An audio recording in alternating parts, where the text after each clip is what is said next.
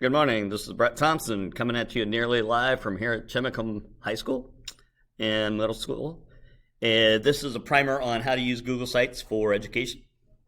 And what I'm going to do here is kind of walk you through the different parts of the site.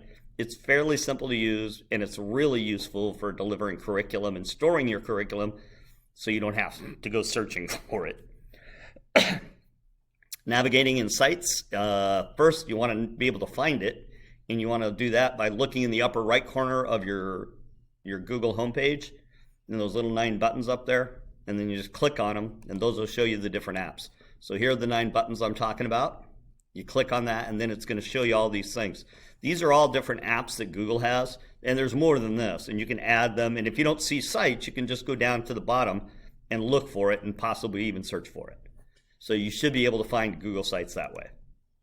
That's Google Sites down there on the lower right corner. You can see it. It's just like this little blue sheet of paper with a couple of lines of writing on it.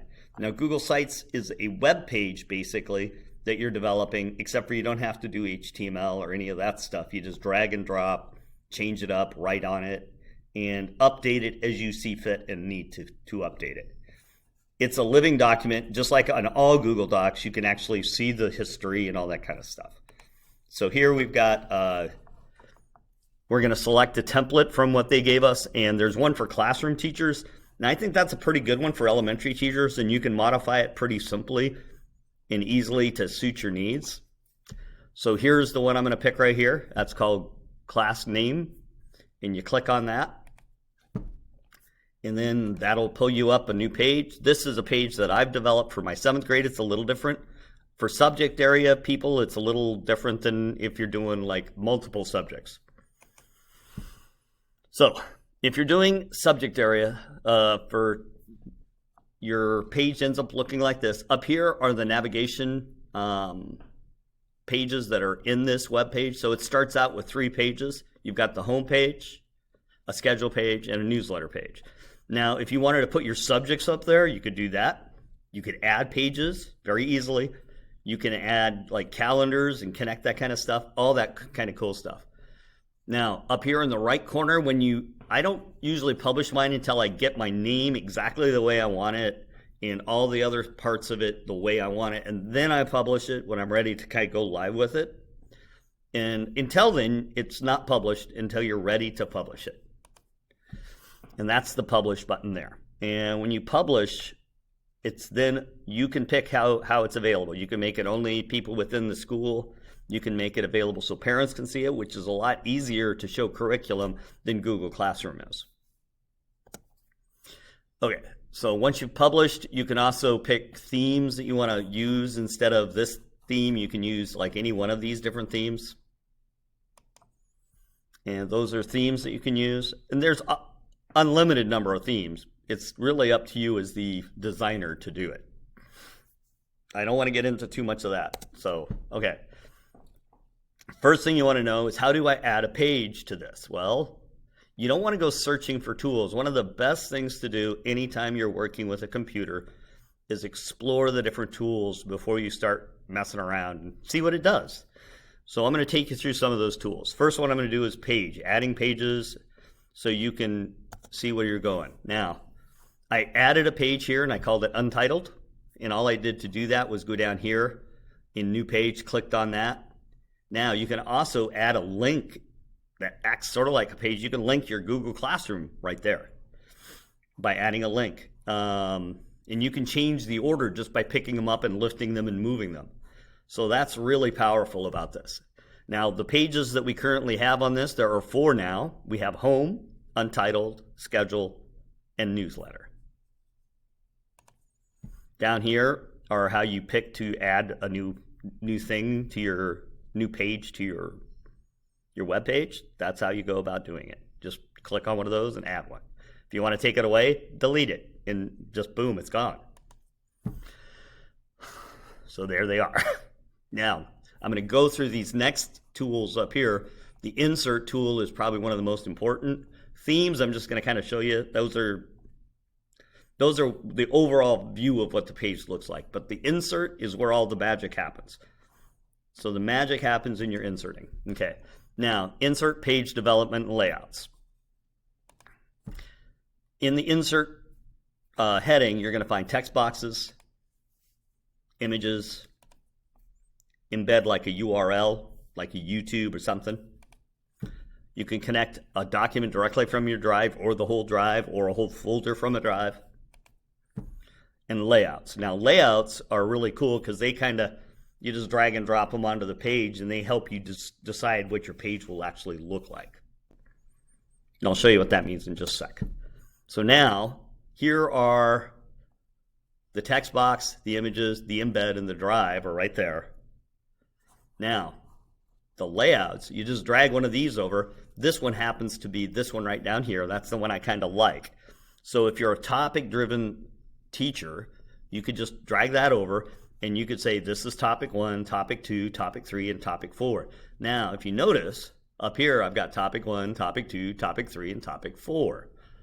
That works for me. So then I'd connect this web page to that web page. And when you do that, you can just click on this down here, the text box below it, and I'll show you some of that in just a sec. So those are the things that you can typically do to any one of these things in the layout. Text box, images, embed, and drive. Now, these are the different layouts that we're going to do. This is the bottom one below this one, which is the 4 windows. Now, when you're setting up a web page, things that you can do in those boxes, in the layouts, you can put in collapsible text. You can just drag and drop any one of these in there too. And these are all really useful things. Now, let's go to the upper bar at the very top and talk about what's on that upper bar. Okay, this one here is just do and undo. Do, undo. This one's undo and that one's do, but any redo. This one is probably the one you want to see the most. This shows you what the web page would look like once it's published. This is just adding a link. This is sharing it with others. And then this is the settings tool. That's preview the site. Remember this one because this is the one you always write. How do I look at this again? Oh, just press that. Now this is copy a link, share, settings, and then the last 3 buttons over here to the right of this is a blue button called publish, and that's that button you want to wait until you've got your page kind of developed and want to share it to the public. But you don't have to share it. Unless they have that link, they can't find it. So settings, under the settings, you can hit navigation. And what navigation is, remember at the top of the page where I showed you where the other pages are?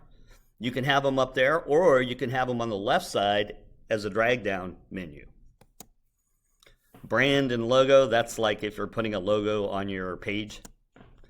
Viewer tools, not real important. Analytics, another one that's not used very often, unless you're a data person and you want to get into the data. An announcement banner, which kind of flashes across the page. So that can be useful for like announcements in your class, particularly. So this is when you click on the settings button, what it looks like. And that is all. Now let me go look at a page that I've set up in my classroom. Under curriculum, I'm going to go to the grade 8 page and I'm going to pull up that web page. Now, here's my page. Now, I told you just a second ago about settings. Now, up here under navigation, you can pick top or side. So let's move it over to the side. Now, when it's over there, that's what it looks like and how it's different. I might like that better. If I had a lot of topics, like in a high school class, I'm going to have more topics than I do in a middle school class. Middle school are big ideas. High school is about the curriculum, okay? So in middle school, I'll probably keep it on the top. In high school, I'll probably put it down the side. So now, I told you that you can, when you wanted to add so here I'm going to highlight this, and I'm going to go to link, Now, if you notice, it automatically pulls up different site titles. It can also pull up different documents you've done. So there's all sorts of things that you can link this to. The images, and you can get your images. So you want to put an image right here. Let's go over here and put an image. So I want to select an image. You can go out and Google search an image if you wanted to put an image in here. So I want Mount St. Helens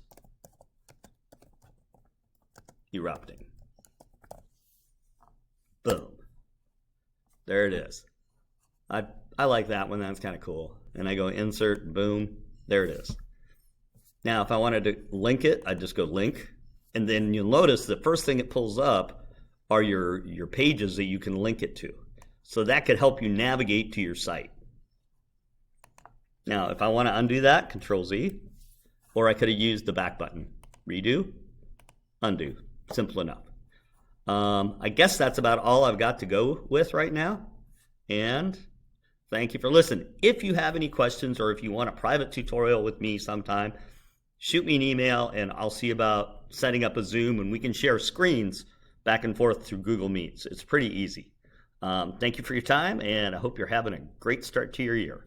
This is Brett Thompson, over and out. Bye.